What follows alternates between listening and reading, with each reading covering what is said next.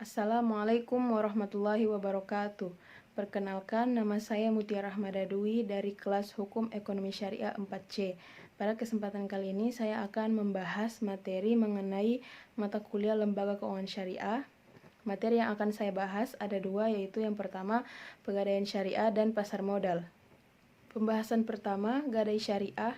Gadai syariah atau RAN adalah menjadikan suatu barang atau benda yang memiliki nilai harga atau nilai ekonomis milik nasabah sebagai jaminan atas utang atau pinjaman yang diterimanya, sehingga pihak yang menerima gadai memperoleh jaminan atau kepercayaan untuk dapat mengambil kembali seluruh atau sebagian piutang bila pihak yang menggadaikan tidak dapat membayarkan utang pada waktu yang telah ditentukan. Istilah RAN berasal dari bahasa Arab, yaitu gadai, atau dikenal juga dengan istilah al-habsu.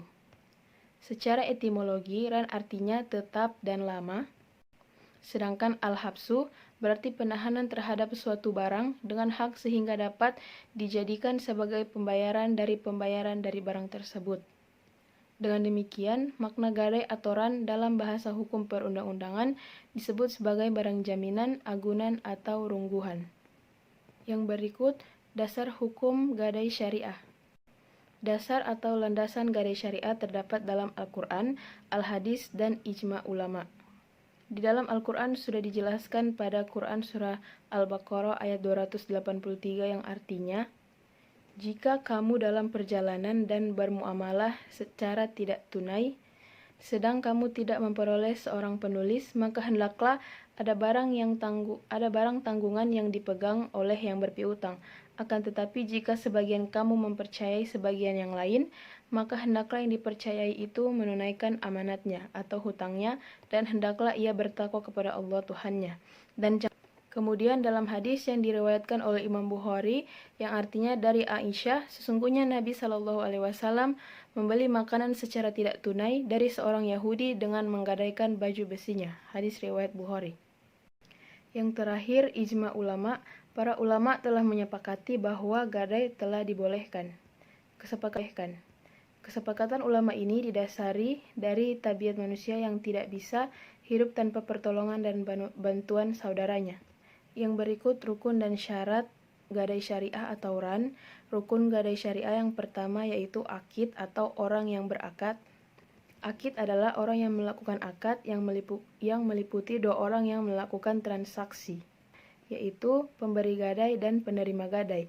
Hal dimaksud didasari oleh sighat, yaitu ucapan berupa ijab kabul atau serah terima antara pemberi gadai dengan penerima gadai untuk melaksanakan akad RAN yang memenuhi kriteria syariat Islam, sehingga akad yang dibuat oleh dua pihak atau lebih harus memenuhi beberapa rukun dan syarat. Rukun yang kedua yaitu ma'qud alaih atau barang yang diakadkan. Ma'qud alaih meliputi dua hal, yaitu barang yang digadaikan atau marhun dan marhun bihi, dain atau utang yang karenanya diadakan akad RAN. Rukun yang ketiga yaitu sighat atau akad gadai. Sighat atau akad gadai tidak boleh digantungkan dengan syarat dan tidak didasarkan dan tidak disandarkan kepada masa yang akan datang. Hal ini karena akad gadai menyerupai akad jual beli dilihat dari aspek pelunasan hutang. Apabila akad gadai digantungkan dengan syarat atau disandarkan kepada masa yang akan datang, maka akad akan fasid seperti halnya jual beli. Yang berikut syarat-syarat gadai syariah. Yang pertama, syarat yang terkait dengan orang yang berakad adalah cakap bertindak hukum. Kecakapan bertindak hukum menurut jumhur ulama adalah orang yang balik dan berakal. Yang kedua, syarat marhun bih atau utang. Syarat dalam hal ini adalah wajib dikembalikan oleh debitur kepada kreditur. Utang dapat dilunasi dengan agunan tersebut dan utang itu harus jelas dan tertentu. Yang ketiga, syarat marhun. Syarat agunan menurut ahli fikih adalah harus dapat dijual dan nilainya seimbang dengan besarnya utang.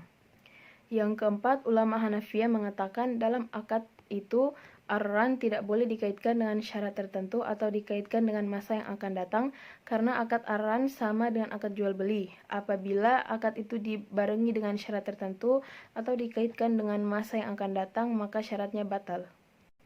Berikutnya materi yang kedua yaitu pasar modal. Secara umum pasar modal adalah tempat bertemunya penjual dan pembeli untuk melakukan transaksi guna memperoleh modal. Penjual pada pasar modal merupakan perusahaan yang menjual efek-efek di pasar modal yang disebut dengan emiten, sedangkan pembeli disebut dengan investor. Pasar modal syariah secara sederhana dapat diartikan sebagai pasar modal yang menerapkan prinsip-prinsip syariah dalam kegiatan transaksi ekonomi dan terlepas dari hal-hal yang dilarang oleh syariat agama, yaitu seperti riba dan lain-lain.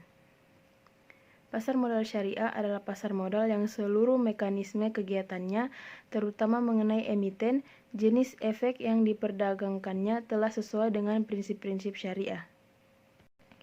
Pasar modal syariah merupakan jenis instrumen keuangan jangka panjang yang mengelola perdagangan reksadana, saham, dan surat utang dengan menggunakan prinsip syariat Islam sebagai landasan utamanya. Menurut Bursa Efek Indonesia, penerapan syariah pada pasar modal harus sesuai dengan ketentuan agama Islam. Sistem kerjanya pun akan diawasi oleh Majelis Ulama Indonesia agar tetap sesuai dengan syariat Islam. Dengan begitu, nasabah bisa menggunakan produk keuangan secara nyaman dan terhindar dari riba. Namun pada dasarnya, pasar modal berbasis syariah merupakan bagian dari pasar modal konvensional. Aktivitas yang dilakukan melibatkan jual beli saham, reksadana, dan sukuk. Aktivitas yang dilakukan termasuk dalam perbuatan muamalah yang bermakna mengatur hubungan antara sesama manusia. Sehingga transaksi yang dilakukan dalam pasar modal diperbolehkan selama tidak bertentangan dengan prinsip syariah hukum agama Islam.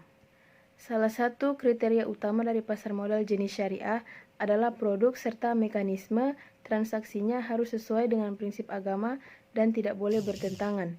Tidak jauh berbeda dengan pasar modal biasa, hanya saja sistem yang ada pada pasar modal syariah disesuaikan dengan syariat Islam.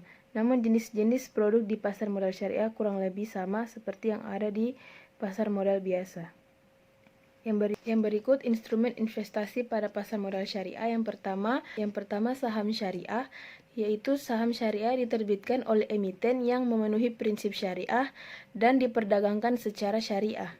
Saham syariah masuk dalam daftar efek syariah yang dikeluarkan oleh otoritas jasa keuangan maupun pihak yang mendapat persetujuan dari OJK sebagai pihak penerbit daftar efek syariah. Yang kedua, reksadana syariah. Reksadana syariah merupakan pengelolaan yang tidak bertentangan dengan prinsip-prinsip syariah di pasar modal. Reksadana ini menginvestasikan dana kelolaan ke efek syariah berupa saham syariah, sukuk, atau instrumen syariah lainnya. Kemudian yang ketiga, obligasi syariah atau sukuk merupakan surat berharga jangka panjang berdasarkan prinsip syariah yang dikeluarkan emiten kepada pemegang obligasi syariah berupa bagi hasil atau margin, serta membayar kembali dana obligasi pada saat jatuh tempo. Dan yang keempat, ETF syariah adalah reksadana syariah berbentuk kontrak investasi kolektif atau KIK yang unit penyertaannya diperdagangkan di bursa efek. Yang kelima, efek baragun aset syariah atau EBA syariah merupakan surat berharga yang diterbitkan oleh penerbit yang terdiri dari sekumpulan aset syariah dan mekanismenya tidak bertentangan dengan prinsip syariah. Yang keenam, dana investasi real estate syariah, yaitu adalah wadah yang dipergunakan untuk menghimpun dana dari masyarakat pemodal untuk selanjutnya diinvestasikan pada aset yang berkaitan dengan real estate dan atau kas dan setara kas yang tidak bertentangan dengan prinsip syariah di pasar modal.